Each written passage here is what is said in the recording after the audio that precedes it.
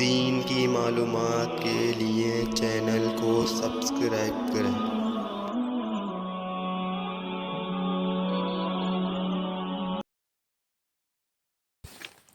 البیع بشرط، شرط کے ساتھ خرید و فروخت کرنا۔ نمبر 9، ان یکون البیع بشرط، شرط کے ساتھ خرید و فروخت کرنا۔ وہو انواع، اس کی کئی قسمیں ہیں، یعنی کہ شرط کے ساتھ خرید و فروخت کرتے ہیں، اس کی کئی قسمیں ہوتی ہیں۔ ان شرطا شرطن، اگر بیچنے والا اور خریدنے والا ایسی شرط لگائیں دونوں، یقتضیہ العقد، جس کا عقد تقاضا کرتا ہو، فالبیع جائز، تو پھر خرید و فروخت جائز ہوگی۔ بأن اشترى شيئا بشرط ان يسلم البائع المبيع او يسلم المشتري الثمن۔ مثلا کوئی شخص جو ہے کوئی چیز خریدے اس شرط کے ساتھ کہ بیچنے والا مبی کو پروڈکٹ کو سپرد کرے گا، ہینڈ اوور کرے گا، یا یہ کہ خریدنے والا قیمت ادا کرے گا، تو یہ شرط بالکل جائز ہے، اس کے بغیر تو خرید و فروخت ہو ہی نہیں سکتی۔ با وإن شرط شرطا لا يقتضيه العقد ولكن ورد الشرع بجوازه، اگر دونوں ایسی شرط لگائیں کہ جس کا عقد تقاضا نہ کرتا ہو، لیکن وہ شرط اس شرط کا شریعت میں جائز ہونا ثابت ہو، ایسی شرط لگانا شریعت میں جائز ہو، تو بھی بے یعنی خرید و فروخت جائز ہوگی۔ بأن اشترى شيئا بشرط الخيار او اجل لأداء الثمن اجلا، مثلا کسی شخص نے کوئی چیز خریدی اس خیار شرط کے ساتھ، خیار شرط کا مطلب ہوتا ہے ریٹرن آپشن کے ساتھ، کہ مجھے ریٹرن کا آپشن رہے گا میرے پاس، یا قیمت کی ادائیگی کے لیے کوئی ڈیٹ متعین کر دی، یعنی کہ قیمت کو ادھار کر دیا اور اس کے لیے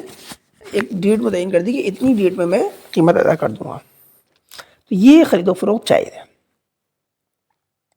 لیکن یہ جو شرط ہے نا کہ قیمت بعد میں دوں گا، عقد تو اس کا تقاضا نہیں کرتا، عقد تو یہ تقاضا کرتا ہے کہ فوراً قیمت دی جائے،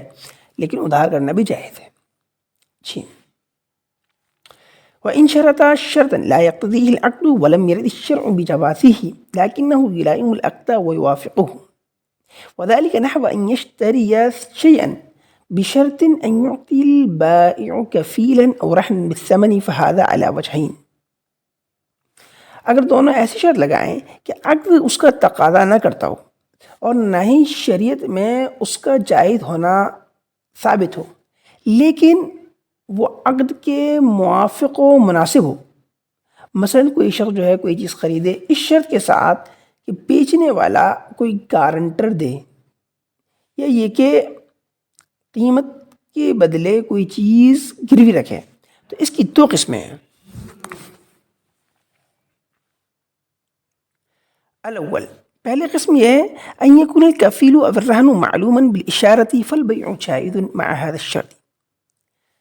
گارنٹر یا گروی رکھے جانے والی چیز معلوم و متعین ہو، فکس ہو، اشارے کے ذریعے، تو خرید و فروخت کا معاملہ جائز ہوگا اس شرط کے ساتھ۔ والثانی، دوسری قسم، الا يكون معلومين بأن قال ابيعك بشرط ان تعطيني رهنا بالثمن ولم يسلم رهنا ولا اشار اليه فالبيع فاسد۔ دوسری قسم یہ ہے کہ کفیل یعنی گارنٹر یا گروی رکھے جانے والی چیز نہ معلوم ہو، معلوم نہ ہو، مثلا کوئی کہے کہ میں تمہیں بیچ رہا ہوں اس شرط کے ساتھ کہ تم مجھے قیمت کی کے بدلے میں کوئی چیز گروی رکھو گے، اور وہ شخص جو ہے کہتے ہیں گروی رکھنے والی جانے والی چیز کو جو ہے کہتے ہیں سپرد نہ کرے اور نہ ہی اس کی طرف اشارہ کرے، تو یہ خرید و فروخت کا معاملہ ناجائز ہوگا، فاسد ہوگا۔ دال، وإن شرط شرطا لا يقتضيه العقد ولا يلائمه ولأحدهما فيه منفعة إلا أنه متعارف بأن اشترى نعلا وشراكا على أن يحذوه البائع أو اشترى سيارة أو شيئا آخر على أن على البائع المرمة إلى سنتين فالبيع جائز۔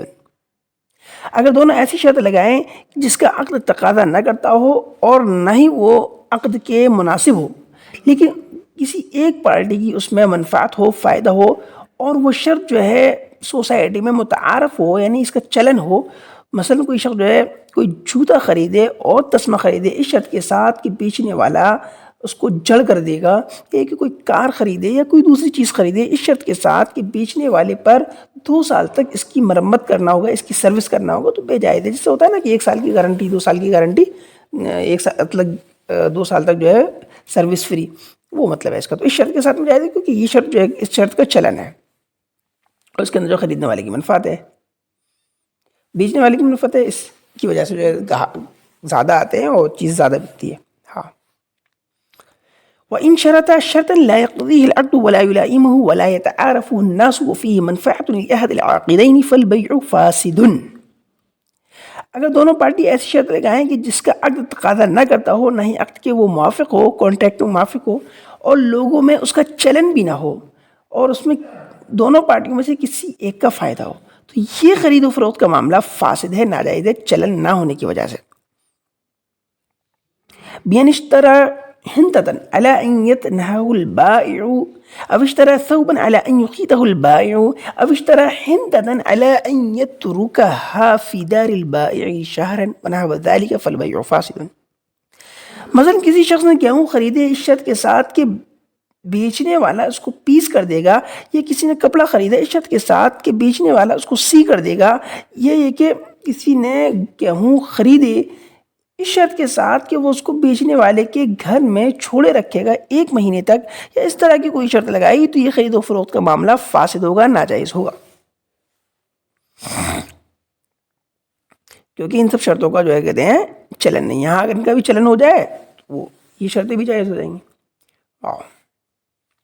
وَإِن شَرَطَ شَرْطًا فِيهِ ضَرَرٌ لِأَحَدِ الْعَاقِدَيْنِ بِأَنْ بَاعَ ثَوْبًا بِشَرْطٍ أَلَّا يَبِيعَهُ وَلَا يَهَابَهُ